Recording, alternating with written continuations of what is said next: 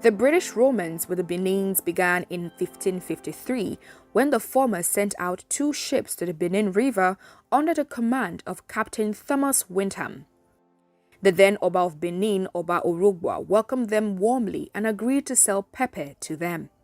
Sadly, Captain Windham and most of his crew members went down with a fever suspected to be malaria between 1553 and 1556, and almost 100 persons died from the sickness. This resulted in Queen Mary I of England prohibiting all voyages by her subjects to Benin due to the loss, but other European vessels still berthed at Benin and traded with them. After a while, the British resumed their visits, but the most impact was made by James Welsh and his crew, who were able to withstand the fever and from January to April 1591 carted 589 semmons of pepper, 32 barrels of palm oil, and 150 tusks back to their country. This success was the breaking ground for trade relations between the British and the Benin Kingdom for many years.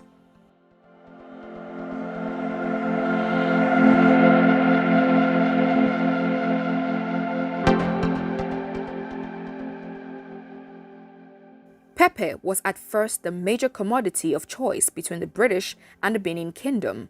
All the earlier voyagers had recorded successful collections of pepper, some gold and ivory, despite the health tragedy they suffered.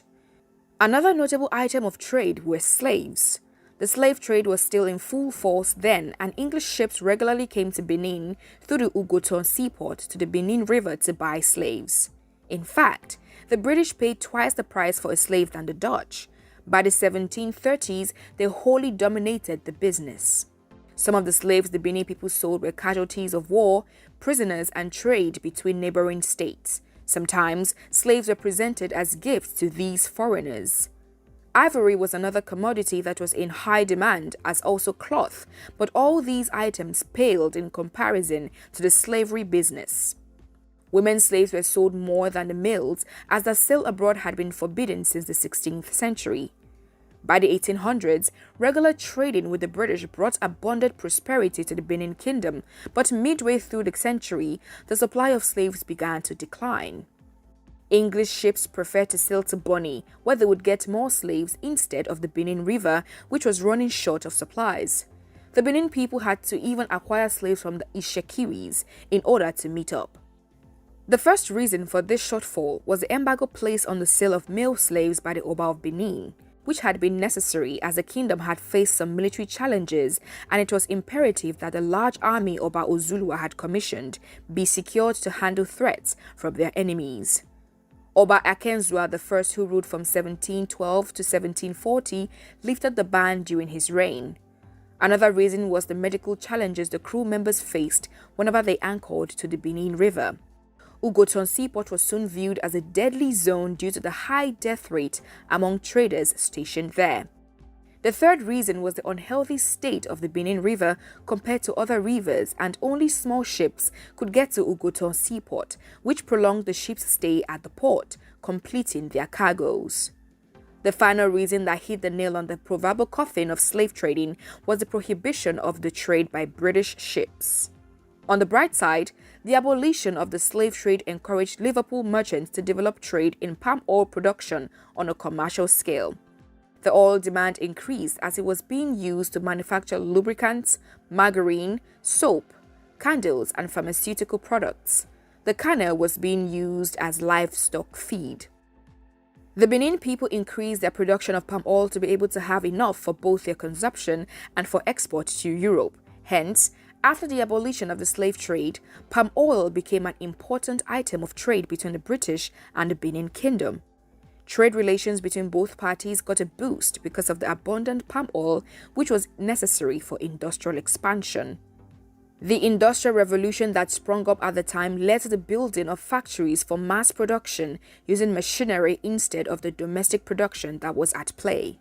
At this time, the steam engine was invented, which paved the way for industrial mechanization.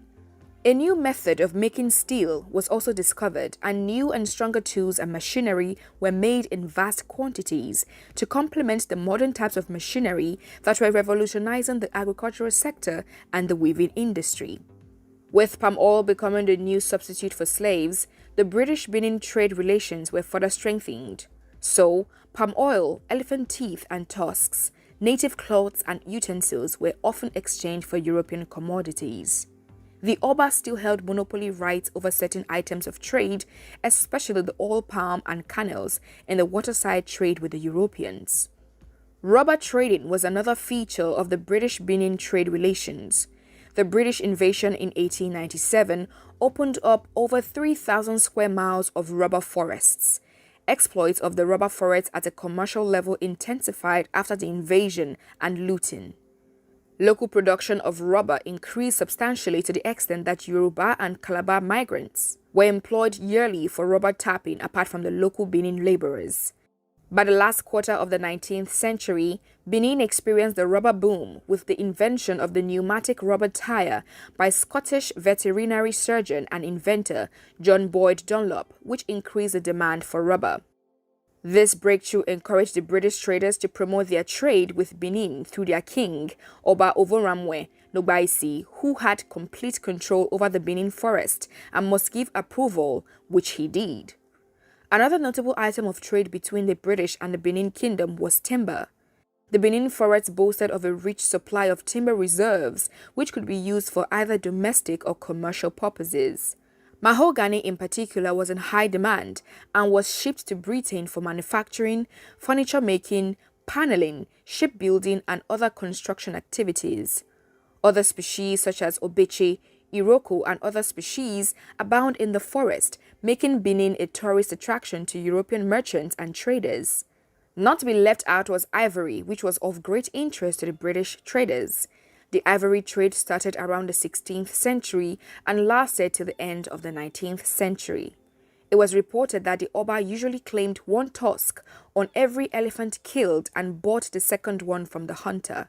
Therefore, there was a stockpile of ivory that had accumulated over the year. A lot was sold before the invasion, but even much more was looted after the fall of the Benin Kingdom. Other articles of trade were locally tapped wine, honey, plantains, oranges, yams, and locally made cotton cloth.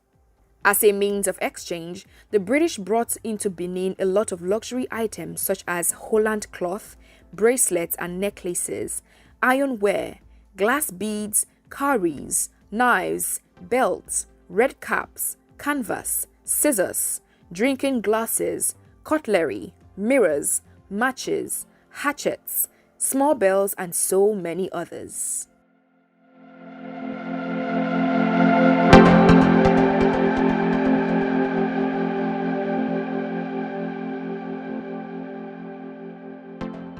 Regardless of the healthy trade relations between the British and Benin, the love story ended in a tragedy when the British invaded the city in February 1897, burnt it up and left it in ruins.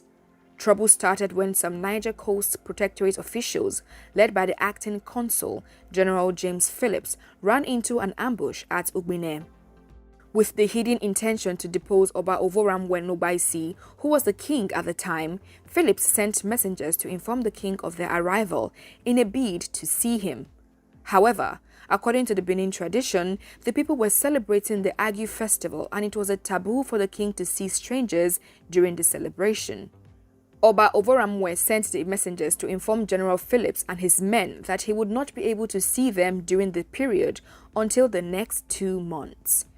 Instead of the general to comply with the tradition of the people, he responded by saying that he would not wait for 2 months before seeing the king, as he had so much work to do in other parts of the protectorate and would prefer to speak with the king about several issues. The consul's message was viewed by the Benin royal house as a slap on their faces. Despite the intense warning from Oba Ovoramwe that none of the protectorate officials should be killed, Iyase, who was the war chief under the command of Olobosere and a senior army commander, saw the visit of the officials as a signal of war, and so he, along with some Benin warlords, ambushed the officials and killed them, all except 2 of them who ran into the forest. They hid in the forest for some days before escaping through Ugoton Creek. The response of the British to the massacre of the officials was to invade the city. Ignoring their long-standing view against the use of force, immediate steps were taken and a formidable force was assembled by the British to take down Benin City.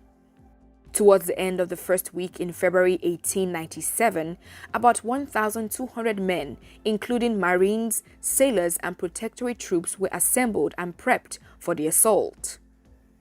Rear Admiral Harry Rawson was appointed to lead the invasion, which was planned to take place from 3 fronts.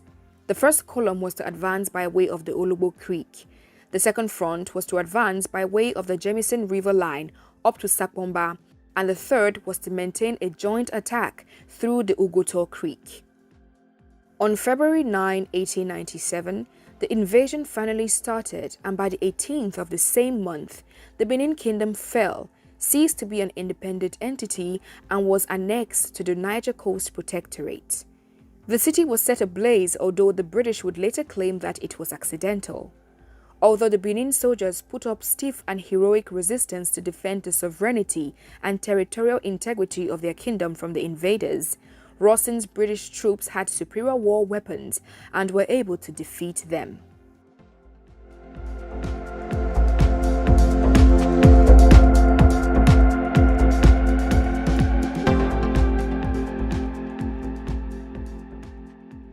The British Expeditionary Force looted the city of Benin during and after the invasion and carted away the city's precious artworks.